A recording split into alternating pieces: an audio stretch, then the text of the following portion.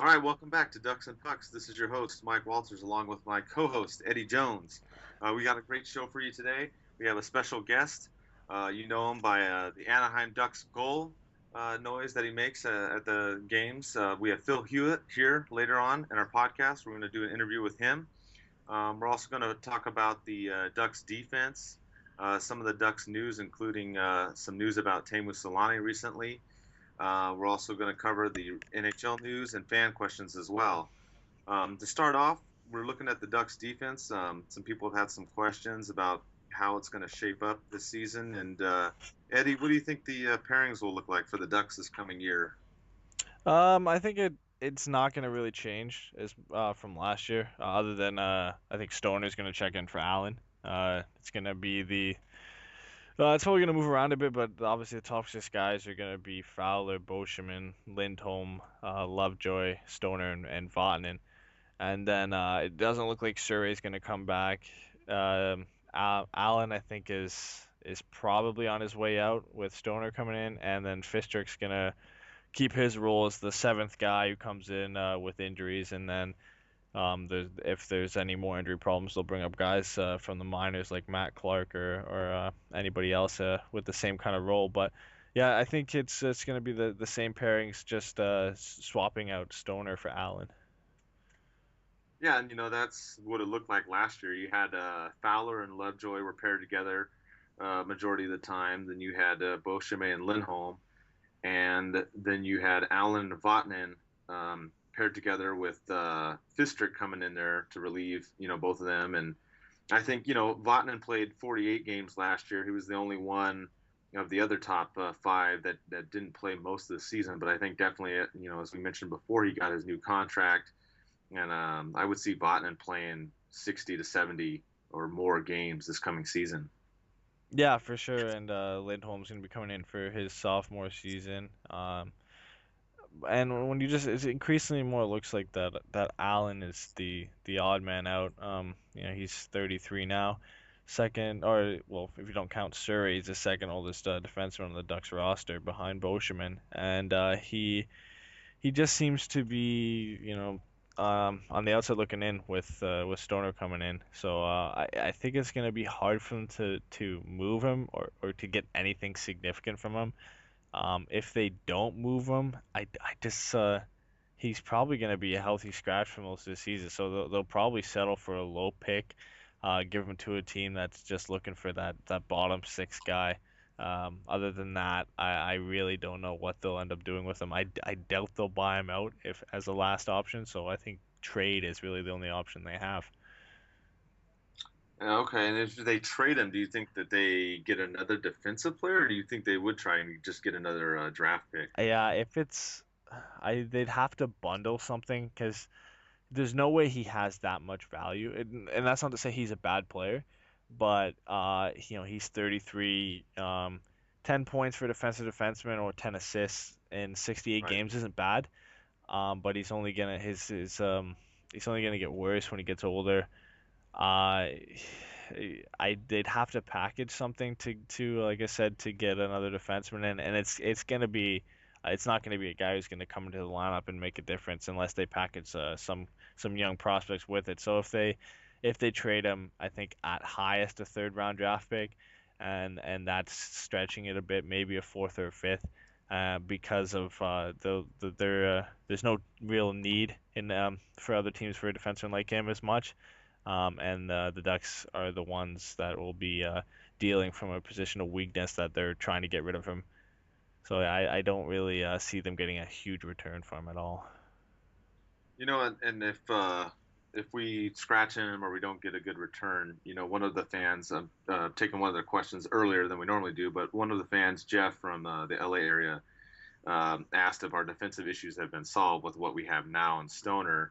Looking at the six that we have on, if we go Stoner instead of Allen, I'm fine with that six going, into the season. I don't see in a problem. I don't. I mean, obviously, some of the fans want a bigger name player, but I mean, you got to look at these guys' stats, look at the plus minuses and the goals and assists that everybody had, and I mean, everybody had a decent season last year. I don't see Any more issues on the defense? What do you think, Eddie? I don't, yeah, I don't really see. It all depends. In to be honest, if Fowler can step up and become that, top 10 defenseman that he was projected to be, then we'll be covered there. He'll be our number one.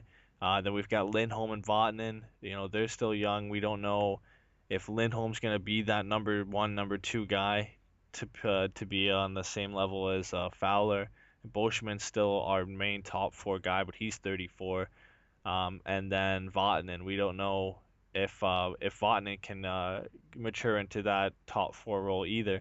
And then you got the problem that then you have three offensive-minded defensemen on that top four. I know Fowler's working to become more defensive, and Lindholm showed great defensive abilities in his first season. So I think we're good now. I don't want to move any young guys to bring in a bigger stay-at-home top four defenseman. I'd like to give these guys another shot. Obviously Fowler's gonna stay. I'd like to give Lindholm see how he's gonna do in his second season. See how Vatanen's gonna do. And then Lovejoy and Stoner, you know what you're gonna get from them. So, but yeah, I think I'm happy with it going in like this. Obviously, fans are calling out for a top four guy. But I'd rather go in like this and give the younger guys a chance. Yeah, I agree. I think the youth, like we mentioned also on the last podcast, it's their time this season, and I think that they'll step up and fill in just fine on the defensive end. And you brought up Lovejoy, and there's a quote of Lovejoy that came out recently this week, which I thought was a pretty awesome one. I'll just read it real quick here to everybody, but. Basically, he said that, quote, growing up in New England, I'm surrounded by Boston Bruin fans who think they're the most passionate fans in the NHL. They're great, but oftentimes they don't give Ducks fans the respect they deserve. I defend Duck fans all the time. I think they're so passionate and so into the game. There are a lot of things to do in Southern California, and the Ducks fans choose to spend their time with us. It's such an honor to play in front of a packed Honda Center. I think that goes to the testament of not just Fowler and his willingness to play for this club, but of all the other young guys on the team. We also had mentioned earlier before that the season ticket holder number has gone up to almost 13,000. So, I mean, the momentum in Anaheim, I think, is good where we're at. Even on the defense, I think we're fine. We made the moves that we did on the offense, too. And I think to round out everything, I love Lovejoy's attitude. I love all the players' attitudes that we have now. And I think that the moves that we've done now should be just the right chemistry and perfect. Yeah, yeah, I completely agree with that, and it's nice to hear players buy into the system and buy into the Anaheim Ducks. After we heard the Hiller comments, it was kind of took people aback, offended people for sure. But it's nice to hear some positive comments about the Ducks. Obviously, Getzlaf and Perry want to be here, signing long-term contracts, and Fowler's said of how much he enjoys it here. Boschman's on his second stint here, so obviously players want to play here.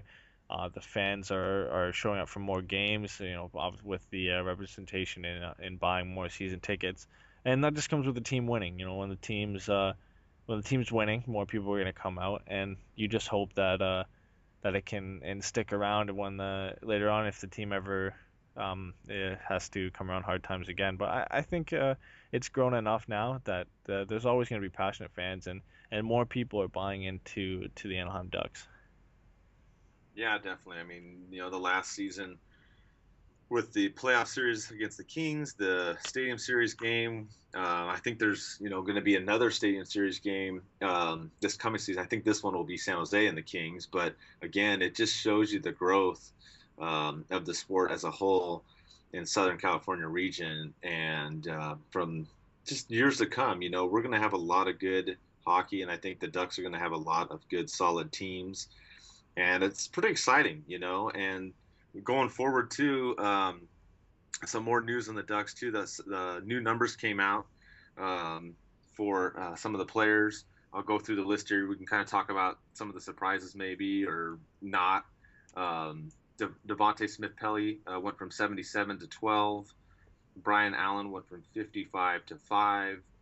Stoner was 4 on the Wild. He went to 3. Danny Heatley switched. He was 15 on the Wild, and he switched to 51. Edom also dropped down 65 to to 16. Maroon again 62 to 19, another higher going to lower number. And then Thompson stuck with his 44, obviously, because Surrey's not going to come back, at least as a Duck. But any of these numbers surprise you, Eddie, or just no big deal? I don't think it's as much a deal. I think DSP and Edom getting new numbers. It's hard to say in hockey as much. I know in soccer when the younger players have higher numbers and when they get into the squad they get lower numbers, and that's how you kind of rate how close they are to the squad. But um, you could say the same with Edom DSP bringing down lower numbers. In hockey, it doesn't really matter because Kane wears 88, so you can't really say that Crosby's 87. But yeah, no, I'm kind of surprised seeing DSP and Edom change. I was so accustomed to seeing DSP in 77 and Edom in 65. So it's gonna be interesting to see that. Obviously, Heatley can't come in and take 15 because Gessoff has 15, so he just swapped on the numbers to 51. Stoner comes in for 3 because Fowler has 4. Interesting to see Allen change his number to 5. And Thompson, yeah, and then like you said, Thompson coming in with 44. It kind of spells the end for Surrey. But yeah, no real surprises other than Edom and DSP kind of changing their number. That was kind of surprising to me. Yeah, it surprised me too. I kind of like the higher double digit numbers. Like my number's 88, for example, and that's just the number I've always rolled with. So I'm used to DSP with 77 and Allen with 55. So to see them change, that's going to take some getting used to coming up. So it should be interesting. But like you said, lower numbers does in hockey it does indicate a larger role being on the team. So I expect that we'll see DSP and Edom definitely a lot more this season, as we talked about in the last podcast as well. Also with Maroon too, because as we said that there's a chance that Smith, Pelly, and Maroon play on the top line. If Heatley falters, then these guys could be the ones that we see with the Twins the majority of the season. Yeah, and like when you see them changing numbers too, um, it just kind of indicates that it looks like they're getting permanent roles in the team too. All these guys have been. There's 2 newer guys on here, obviously, or 3, sorry, Stoner, Heatley, and Thompson. So those guys have been brought in to play in NHL. And then it's just interesting to see Maroon change his number. So Edom and DSP. It kind of seems like that means their roles are. I might be stretching, but it kind of seems like they're indicating that their roles are cemented on the team. They're getting NHL numbers where they're numbers that they pick out that they're gonna want to have for their full season with the Ducks. Yeah, exactly. I mean, and it's going to be exciting. We're going to see more of them this coming season. It'll be interesting to see the lineups, like we talked about last time too, as well, and how they're going to shape up. Definitely seeing more game time and more permanent roles, like you said. And one of those permanent roles has been gone. Teemu Selanne, we know, is retiring, and the latest news from Teemu is that they're going to honor him, which a lot of us pretty much guessed, but they're going to honor him on January on the 11th when the Ducks host the Winnipeg Jets. The games normally on Sundays are at 5 p.m. Pacific time, but it's going to be a 6 p.m. start. They plan on honoring Teemu Selanne that hour before the game, and it's going to be a great night. Obviously, some of us wanted him to come back for another year, but it should be fun time and something special because this is going to be the first Ducks player to be retired, Eddie. Yeah, exactly. And who better to have than Solani really to be retired as the first one? There's you hard pressed to find anybody who hates Teemu Selanne.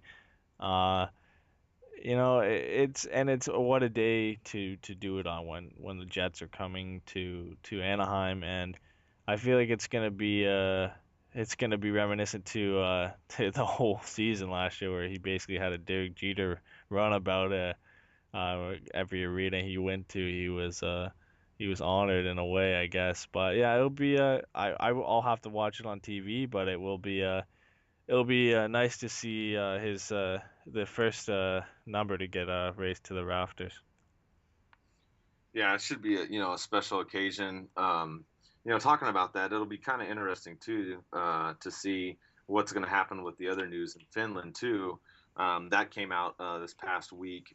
They're talking about Selanne has been talking to the Jokerit team in Finland, and it looks like that there's going to be a decision made within the next 3 weeks.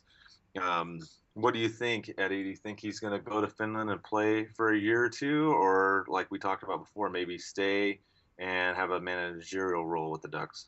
I don't know. I haven't heard a lot regarding it. I I I would think he would probably come back and do management management with the Ducks. But I don't know. The KHL isn't you can't say it's not a competitive league. It's been named as the second most competitive league behind the NHL. So if he feels he can still play and he wants to go play there, then all power to him. But I haven't heard enough to say either way, and but I'm sure it'll be announced soon. I doubt he'll hold off too long on his decision. Yeah, because usually we're used to him making the decision end of July, beginning of August time when he kept doing the 1 year contracts and coming back and back and back. Um, another factor that some people haven't talked about as much has been Saku Koivu. He's the last Duck that left and hasn't signed with another team. And some people have talked about maybe he goes to the Wild and plays with his brother Miku, or maybe he goes back to Montreal with his original team. But I see a third option, and a third option is that he and Selanne go to Finland, and they could end up playing together. Yeah, I could definitely see that happening if that could be maybe what's holding up Solani's decision. I haven't heard I've heard some things out of Solani's camp, but I haven't heard anything regarding Koivu. You could probably dig something up, but it's been relatively quiet. There's been rumors, obviously, like you said, with Minnesota and Montreal. But I think the best option for Saku, maybe his best option would just to go and finish his career with Selanne and Jokerit. Um, Minnesota, he's not. I don't see him really playing, starting in Minnesota's role with the centers they have there, and maybe Montreal, but they've got Desharnais, Galchenyuk, and Plekanec, so I don't think he really wants to be a fourth line guy, as much as he'd probably would love to play with his brother or go back to Montreal. I think he wants to play meaningful hockey, and I wouldn't be surprised if he went to Jokerit with Selanne. Yeah, I think it would be a good fit. They could go over there. They obviously both being from Finland, would get to play in front of their home fans in their home country. So it's something to keep your eye out on. I mean, we'll keep everybody updated as we always do on the blog. When something comes out, I try to get it out there as soon as possible. So I just throw that out there because it's been very, very quiet about Saku Koivu, and it just kind of seems interesting to me because that's something that could happen, down the line. Because as you said, I don't really see him going to Minnesota or Montreal, though that's been put out there. Yeah, and speaking of the jersey being retired, there's been some other names thrown around with Selanne being the first jersey number to be retired. There's been some speculation that who would be the next guy that would get raised to the Raptors. Paul Kariya's name has been thrown around. Scott Niedermayer's name has been thrown out there too, along with Shigeru. Who do you think would be the next in line to have their number raised to the Raptors? For me, I think it would be Jaguar. I mean, simply because he was the one that led the Ducks to the two Stanley Cup runs. Obviously the unsuccessful one in 2003 by one game, where he won the Conn Smythe, and then of course 2007 when we went all the way and captured the cup that year. So I would see Jaguar being number one. We also did a fan poll on this too, and that's what most of the fans out there picked. They had Jaguar at 54% being the next one after Teemu. Then they had Paul Kariya at 26%, and then Scott Niedermayer at 14%. So those are your top three next candidates. And the Kariya one is kind of an interesting one because, we've talked about that before with him being on there, and it's been kind of interesting to get some mixed fan reaction, because since he left after the 2003 season, some of the fans aren't as happy with him. But I still get a big chunk of fans on the poll that think that he'll be up there. If not after Selanne, but after Jaguar. Yeah, it's really mixed. Like most of the fans I wrote an article on Korea and if he was a hero or a zero, and I got probably about over 75% of the people saying that he was like they liked him and they thought he was a hero for the Ducks when he was here. But there is that fan base out there who still is, it rubs them the wrong way how he left. So it'd be kind of controversial to raise that flag there, or to raise his number to the rafters with the kind of reception he might receive from some of the fans at Honda Center if that was to happen. I fully believe his number should be raised up there, but it's kind of hard to do when you have a split decision between the fans. Like we know Selanne is universally loved, and along with Jaguar and even Scott Niedermayer. It's just the fans, it's so polarized between the fans with Paul Kariya. So as much as I believe he should, I don't know if they'll go that way because of the fan reaction.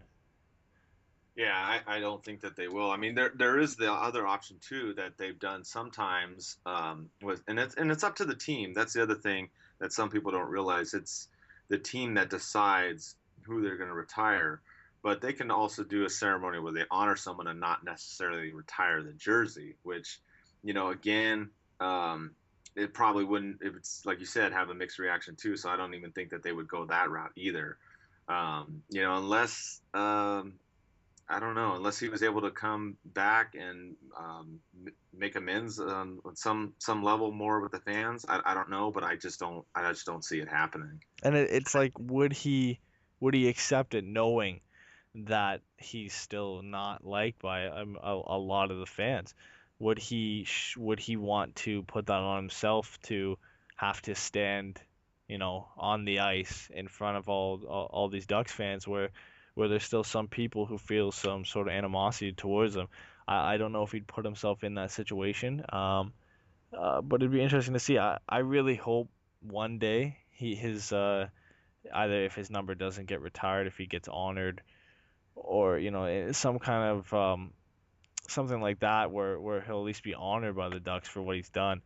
But I don't really know. It's tough with how it's such a split decision between the fans. Yeah, definitely, Eddie. I mean, like I said, it'll be Selanne for sure, obviously, in January, and then I think Jaguar's next, and then after that, we'll see. Scotty Niedermayer is another name that comes up with a lot of the fans, and obviously he's universally loved too. The only issue that some fans have mentioned to me, and it's not a big issue, but there's some are like, well, he was only on the team for a couple years. Yeah, And when you gotta kind of have a guy who's been there. Like, if Niedermayer's number gets retired, I feel it's with the Devils. So you can. I think they've. I don't know if they've honored Niedermayer yet, but they will. And I don't know if they'll retire his number. But honoring him will be there. But the real three candidates that we already mentioned are Jiggy, Paul Kariya, and Teemu. And obviously Teemu's getting his number retired this year, so or well next year. So yeah, I think those are the real three candidates right now. And other than that, you can put Scott Niedermayer in the discussion, but like you said, he was only with the team for a couple of years, and it's kind of hard to do that with his number. all right, everybody. Well, we have a special guest on here today. It's Phil Hulett. You know him as the Ducks PA announcer. Welcome to the show, Phil. Thank you very much, Mike and Eddie. It's a pleasure to be on Ducks and Pucks. Phil, you and I became friends basically in the beginning of the season, and through social media and growing up and all that. And it's great to have you on here and to finally talk to you. You're actually our first official member of the Ducks organization, so thank you for coming on and talking to us. Oh, great. Nobody else official has spoken to you, huh? Or has nobody spoken to you officially? Well, they've spoken to us officially through Facebook and other forms of social media, but you are the first official on the podcast from the Ducks organization. All right. Well, it's a pleasure to be here, and sometimes I try to speak off the record when it comes to the Ducks organization because I'm not necessarily speaking on their behalf. But I think today we ought to be okay. You're not going to ask any hardball questions, are you? Oh, of course not, Phil. Of course not. You're my one of my idols. I'm not gonna. Oh, come on. Hard. Of course. Easy now. Yeah. All right. So what's on the agenda? No, I was just kind of curious, like, when there's a game day and you wake up and you go through what you have to do for the day, do you have like a set routine? Do you have any like rituals? Because hockey players love rituals. Is there anything like that you do throughout that day to, just get ready for the home game? Well, yeah, the day is fairly laid out for me. I get up at 2:30 in the morning typically on a weekday to get out to Los Angeles to do my morning radio show on KFWB. Right. And once I'm done there at 10 o'clock, then the next part of my ritual goes into work because I need to drive out to the Los Angeles Harbor where I have a top secret broadcast studio. That's where I do my second radio show of the day. So first things first, it's LA's Morning News with Penny Griego and Phil Hulett. And then in San Pedro, it's As We See It with Phil Hulett and Friends. And that goes on at 2 o'clock Pacific time. Right. Also on KFWB in Los Angeles, but that show is going to be syndicated here real soon, so people will hear it across the country. Maybe we'll even go into Canada for you, Eddie. Oh, that'd be nice. Don't got many radio shows here. And then I'm done at 3 o'clock there, and I've got on a hockey night. I've got to rush home, get a quick shower and a shave, get into my suit, grab my hockey bag, and head out to Honda Center, where if I'm lucky, I show up by 4:30 for a 7 o'clock game. But it's, I might be there 5-10 minutes late. We're having a pre-game, we call it, a show call meeting, because we really are putting on a show. I'm part of the entertainment side, even though I'm officially part of the game, because what I announce makes things official. When I announce a penalty or I announce a goal, it actually makes it official, and that's when it goes into the official score. But I'm part of the show as well, so we have a show call meeting. The camera people are there, the guys that put all the video up on Honda Vision, and the sound guy is there. All the other people they've got the headphones on that are behind the scenes that make everything work, from the anthem singer to the contestants that come out onto the ice to the guy who's working the crowd with the microphone during the game out in the seats. All of those people are in that meeting, and we go through the script for the evening. I download that script onto my tablet, and then from that point I go out to my spot right there in the referee's crease, right on the glass, on the red line, and I set up my tablet. I set up a TV where I could see the same video that's up on Honda Vision, because I'm practically beneath it. And so for me to be on the microphone, I need to be able to look down instead of up, and be able to look at my script at the same time as well if there's something I need to be reading in between game elements. And so we rehearse the opening of the game. There's all kinds of music and lights and video, and I introduce the team, and then I announce who the starting lineup is for the team, and then I introduce the anthem singer, and we go through that routine there. And sometimes I have to introduce a color guard, maybe a local Marine Corps or National Guard, somebody like that, or Boy Scouts. And from that point, the ritual goes to the press dining room, and that's where very often I will just eat a lot of food. And then I'll go up to the press level in the building, which is up on the 7th floor. And we have the 2nd, the 3rd, the 4th, and then we skip to the 7th. That's where the press level is. And I'll meet the visiting either radio or television play-by-play guys from the visiting team, and I'll read the roster of the players from the visiting team out loud, and I tell them to just kick me when I say one wrong.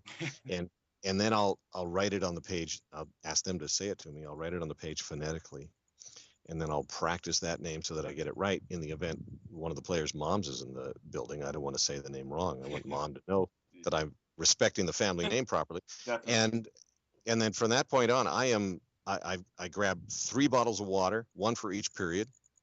If we go to overtime, I'm a little out of luck, but I hope the water lasts me for the entire game. And then that's more or less the ritual. I do a couple more things. I have my own scorecard, which I bring to every game, and I write certain things in, the referees' names, the linesmen's names, the name of the teams that are playing tonight. And at the end of the game, after the scores are in, their goals and penalties, and if there's a shootout, that information's on there as well. I sign it, and I usually give it to a little kid after the game. Unless the Ducks get blown out, then I tend to throw those away. So that more or less is the ritual. Yeah, I mean, are you just worn out after that? Doing everything, that full schedule. Well, let's see. I get home around 10:30. I'm in bed around 11 o'clock, and I'm up at 2:30 to go back to work. Unless it's a weekend, then I may just stay up till 2:30 and then go to bed and then sleep till noon. I know you have a lot of energy. I mean, that's amazing. That's just jam-packed schedule. Digging ditches for sure. Yeah, yeah. So when you're at the game, besides the Ducks winning and announcing and the things that you do, is there any certain part of a game that is your favorite part, a certain moment or a certain thing that you do or the team does or something? Well, the part that really gets the adrenaline going is when I introduce the team, Mm-hmm. and they skate out, and then I announce the starting lineup, and especially when it's a playoff. Definitely. Yeah, and I try to stay within myself when I announce. Sometimes I lose a little control. Right. And I hit it real hard, and I think, I better save some of this for the rest of the game. But that for me is the most exciting time, and the second most exciting time. Well, I don't know. It's a toss-up. If it's a real important game or it's a tight game, and the Ducks score late to win the game, or they score in overtime in the 5-minute 4-on-4 to win the game, announcing that goal is about as it gets. Oh, we love it when you say it. Can you say it for us? Oh yeah, sure. You mean the patented style of doing it? Yeah. I don't have it patented. Oh. It's patent pending. Oh, okay. For you public address announcers around the league, don't even try to steal this. But it goes something like this: Anaheim Ducks goal scored by number 8, Teemu Selanne. That's the best. And there's more to it. And but I won't get to say that anymore. I might get to say his name, I believe, on January 11, when the Anaheim Ducks hockey organization officially retires the number 8 and hoists the jersey up into the rafters. Yeah, the news just came out, and we're excited. I mean, I know he's your favorite player. He's my favorite player. He's a lot of people's favorite player. So I will definitely be in the building that night for sure. Yeah, my dear old mom tried several times to propose to him from the, but Mom, he's married, he's got kids. Come on. That's awesome. That's awesome. This season we've seen a lot of change going on with the team and the lineup. Do you have any predictions or comments on anything with the lineup? Well, I'm excited about most of the moves. I could say that it's going to be interesting to see what Kessler does. There has been some discussion that maybe the first line will have Heatley out there. Did I get the name right? Yes. Correct me if I'm wrong, but Heatley might be on the first line with Perry and Getzlaf. And that'll be interesting to see. I mean, Heatley, I got to believe he's got another 20, maybe 25 goals in him. He's getting on in his career, but maybe a little change in the scenery, maybe getting to live in Southern California will do something for a guy. And we've seen situations where guys who are on the back end of their career have just had a little bit of a change in their chemistry with the players, and all of a sudden they have wow, where did that come from? And I think Heatley potentially has that, and he brings a lot of experience to the locker room, which is good because you lose that with Teemu, you lose that with Koivu not being there this year, and so to have another veteran involved, and hey, when you look at it this way, Getzlaf and Perry are veterans now, aren't they? and to have them all on the same line, and then the second line with Kessler out there in the center, it's just going to be something to watch. And I like the way things are going with the defense. We still have the core guys, and the young guys are back.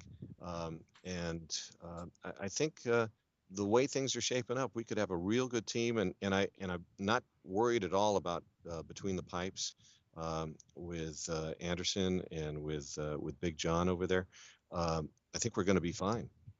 Yeah, it's looking like it's gonna be an interesting season coming up. A little bit different than last year without Selanne and Koivu, obviously. But I was wondering if there's anything you thought that they didn't address in the offseason so far that you thought maybe that they should have brought somebody in for. Well, you know what? We got a little more boom boom with one of the additions on the defensive side, and forgive me for not remembering the guy's name. Maybe you could inject that when Clayton Stoner. Exactly, Stoner. Ducks signed Stoner was the headline, and folks up in Washington and Colorado all of a sudden were fans of the team. But the one thing I think we still may be missing is that 40-point defenseman. Yeah, I think Fowler might be able to jump in there this season. Well, you know what? He does get close to the 40-point, but he gets a lot of assists. I think there's a scoring defenseman out there maybe that we could find, and I don't know when we're going to find it or who that guy is, or even if we're in a position to get somebody at this stage of the game. Fowler may eventually mature into that. One of the other younger defensemen, I think, might eventually mature into that thing. We've got a couple of young guys who can stand to put on 20 or 30 pounds and some muscle and maybe circle around the top of the attacking zone and have one of those just rifles from the blue line, or maybe somebody that just jumps into the middle and upsets the visiting goalie from in front of the crease and just sits there and wreaks havoc on the attacking side, or when we're on the power play. For definitely, if some big defenseman could be in front there and make a lot of noise and do some damage, I think that would be great. And I think the guys we have are all capable of doing that. If there is one area where I think we could use a little extra power, that's a guy that can score from the blue line, not only on the power play but 5-on-5. Yeah, and with all the additions that we've made so far, and with guys looking to step in the lineup from Norfolk, do you see us having a chance of getting past LA this year, getting past the Chicago's, St. Louis, all those teams that added anybody and making a real Stanley Cup charge this year? Yeah, you know what? I think really it still is more or less the way it was the previous season when the Ducks and the Kings played in the second round. I really thought that whoever won that was going to win the Stanley Cup, and certainly that's what happened. And I think we're in the same position. I don't believe that Chicago or St. Louis or Boston or Montreal or whoever it is that's going to come out of the East this year, I don't think any of them are as good, even on paper now, as the Ducks or the Kings. Kings got a little stronger. Ducks got, I think, a lot stronger. And I think it's going to come down to the West, and it's going to come down to, again, either the Ducks or the Kings. And as hard as it is to repeat, I think that puts the advantage in the Kings' court. Yeah, people always seem to forget that or at least on the outside of the Ducks fan base, that we finished with 116 points last year, top of the West, and we always get put behind the Chicago and LA for on the rankings, and we seem to get pushed aside, but we definitely finished above them last year, and we only added and got stronger. I scoff at the power rankings every time I see them. Oh, I know, yeah. NHL brings them out every year. We were on top for maybe like 1 week of the year when we were on that winning streak at home, and then they popped us off right away after Chicago won one game. So we weren't on there for long. For playoff experience, I was wondering if how you think the 0-3 run when you were there compares to the Stanley Cup playoff run when we won the Cup, because you experienced both. Or which one do you think was more exciting? Well, I'll tell you, the 0-3 was special because it was the first one for us to go that long. And vanquishing the champions, first of all, Detroit, and the series with Dallas was just amazing. Mm-hmm. I don't want to discount the series with Minnesota either. But then when we got to the series, the Stanley Cup final with the Devils, I still believe to this day, if they didn't finish, if it wasn't a best of 7, if it was just a best of until somebody wins 2 games in a row, I think we might still be playing that 0-3 series. Yeah. It was, yeah. Because every time whoever had home ice was going to win. Mhm. And until somebody broke, ice on their opponent's ice, I think that's when it would have been over. But it was just a spectacular series at the time. It was such a memorable series, and it was the first one, and there was so much excitement. And I could say, and I'll be honest with you, compared to the excitement in the building from the 03 Mighty Ducks building with the fans, and then the 07 excitement, it's a close tie. But I got to say, because it was so new in 03, that audience was just so loud and so excited. And I gotta give the excitement level to the 03 crowd, but there's nothing better than winning, and that's why 07 is going to last forever in terms of the best fan experience, even though I think there was a little bit of an edge in terms of the building and the noise and the excitement in 03. Yeah, I've still got that Scott Stevens hit on Paul Kariya ingrained in my memory from that 03 run. Yeah, epic. And then to get back out there off the floor and then score the goal with Korea off the left wing, it was just something else. Yeah, with Selanne's jersey getting with his number being retired, do you think Paul Kariya, with some of the animosity he has with the fans in Anaheim, if he's ever gonna get his number retired along with Selanne? You know what? I don't know that. Gosh, I don't want to say for sure, because that's going to be something the front office decides. But you know what? I think once Selanne's jersey is retired, I think Jaguar's gets retired as well. Yeah. I think that's going to be the next one.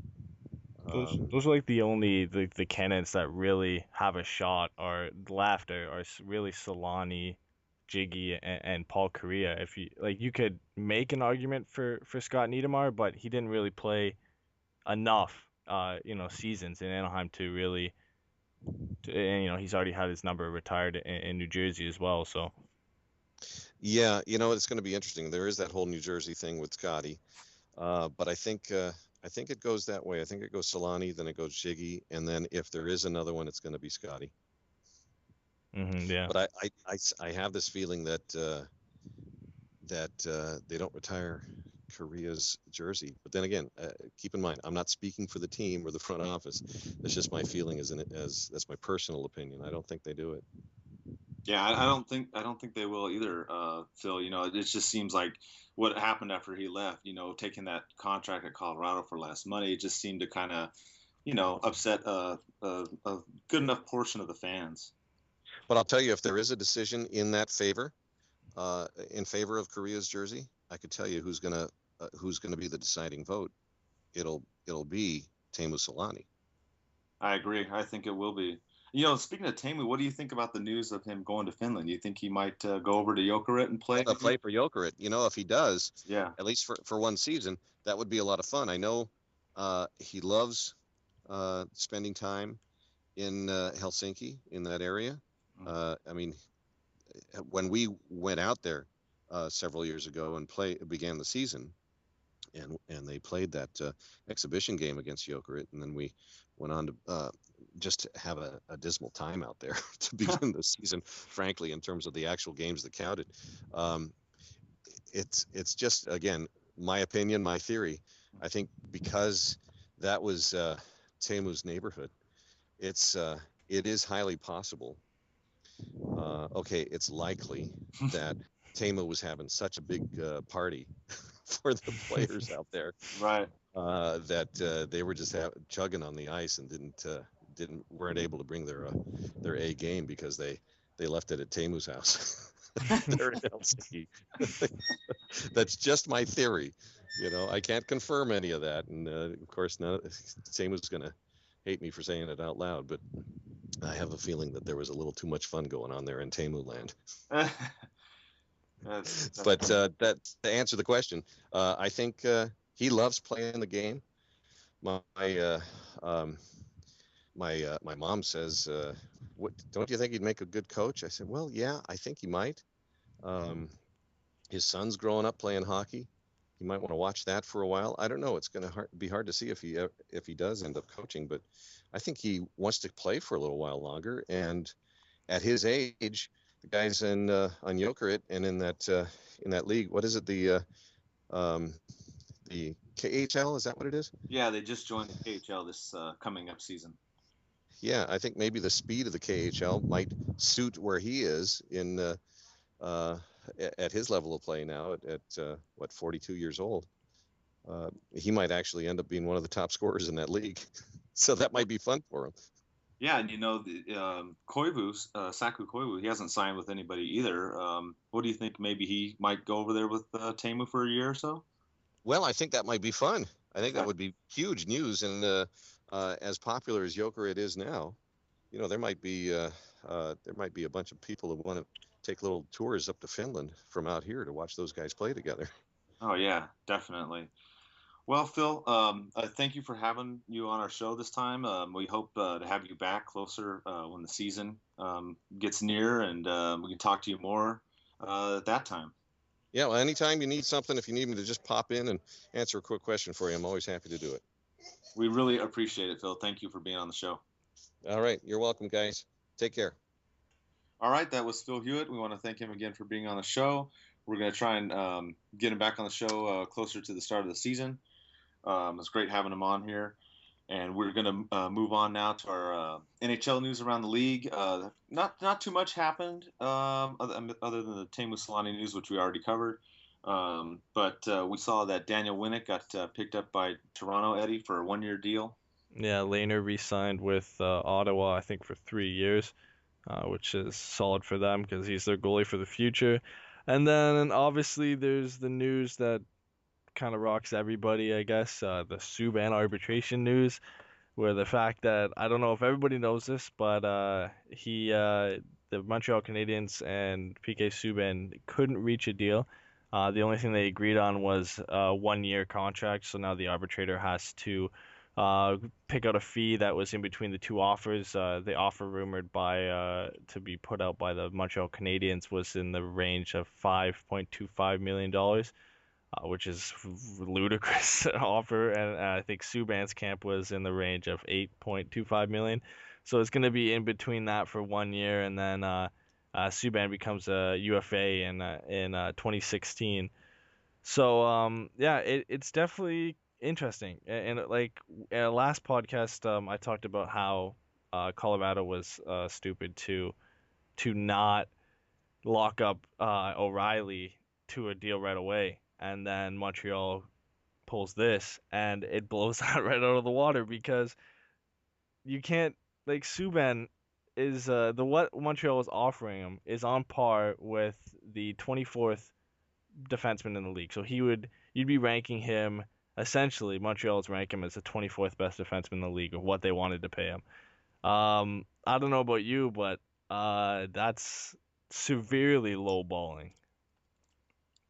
Definitely. I mean, I don't understand what they're thinking, like you said. I mean, going for that kind of a price range and then to have to deal with this and go to arbitration and see Subban, I mean, God, I would be like, hey, Anaheim, we'll take him. You don't want to pay him the money. I mean, jeez. I mean, it just doesn't make sense to me. He's the guy that basically led the team in the playoffs last year.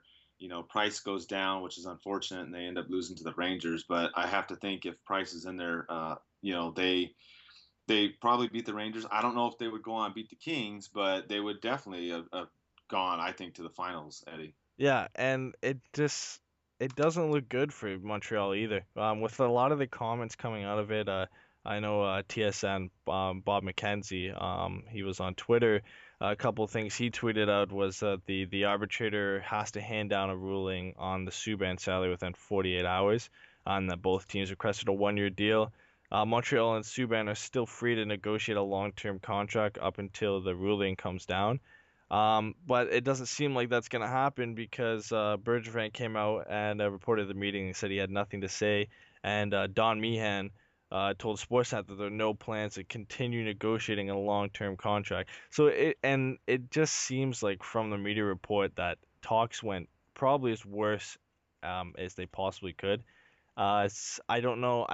It looks like Subban enjoys playing in Montreal, but could I see him leaving in 2 years in UFA? It's a lot more possible than it was yesterday. Like I'm not gonna bite the bullet and say yes, he's moving away from Montreal, but it's definitely more possible. Yeah, I mean, things are definitely not solid as far as his relationship with Montreal moving forward, at least, long term in the future. All right, and to finish off our podcast this week, we'll take some fan questions as we've done in the past. We have Tom from Glendale asked who the alternate captains will be. Eddie, since Koivu and Selanne are gone, who's going to fill in those spots? Who do you think will be the next two alternate captains? Uh, I could see Boschman because he's one of the main veterans we have on the squad. Uh, I Perry's name's been thrown out there. I don't know.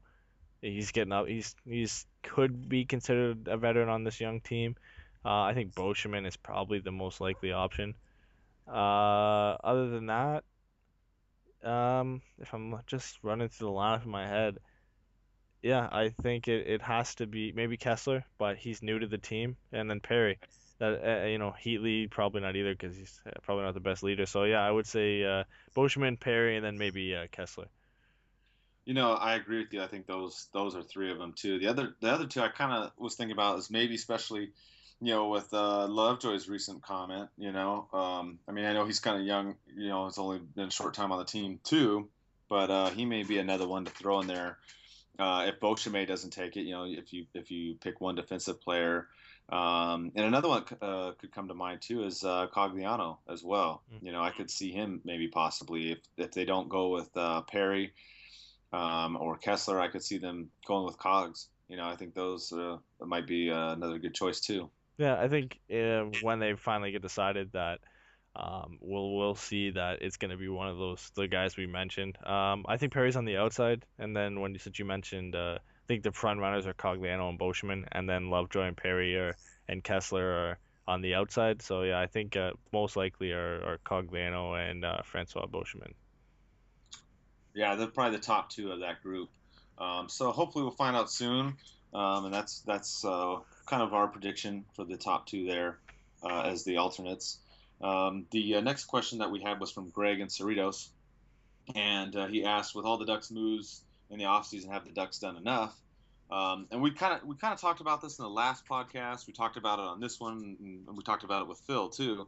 It looks like as far as the offense goes at the winger and center position, I would say the Ducks have done enough. I mean, we kind of beat a dead horse about the face-off situation. And they went out and got Kessler, and then you got Thompson, who also led Tampa Bay in face-off winning percentage in the playoffs last year. You had Raquel that had a really good face-off percentage as well in the playoffs last year. So I think we're good at the center and winger positions. And like we said, the defense right now is solid. It's good with the 5-6 players we talked about earlier in the podcast.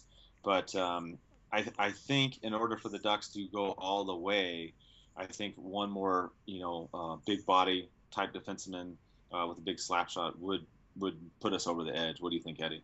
Yeah, that's been thrown around, and I definitely think adding an established top four guy, keyword is established, because I think we give, like I said earlier, we give the rookies this 1 year to step up and show they might be able to fill that role, because there's no point in going out and trading away guys to get that when we might already have it.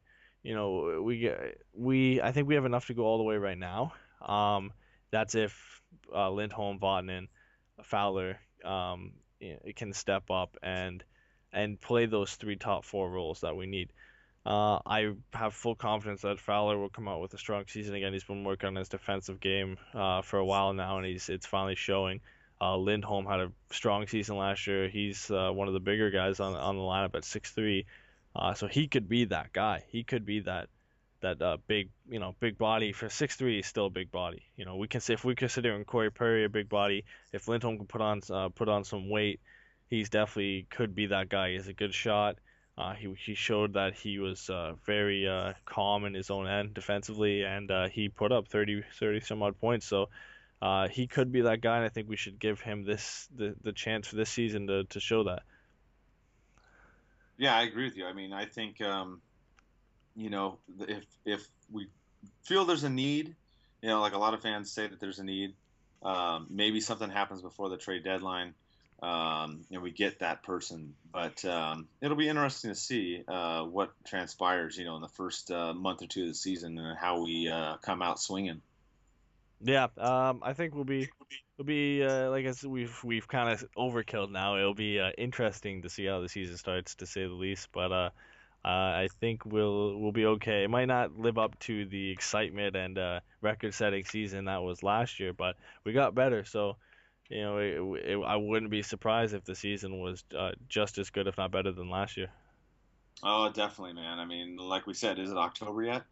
I think everybody wants it to be October yet. I'm a little bit done with Blue Jays baseball right now. So I hear you. I mean, it's like, let's go, let's get this started.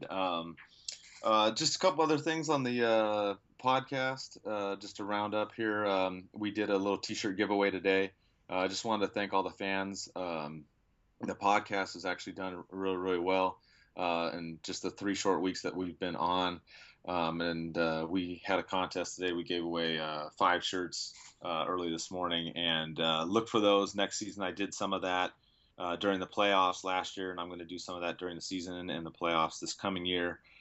And also our fan follow of the week is Ref You Suck.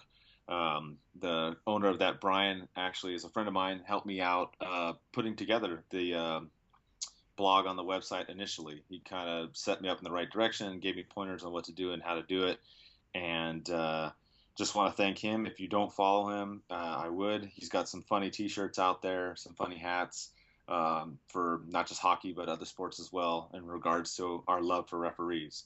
So follow him, and thanks for listening. We'll catch you next week. Anaheim Ducks!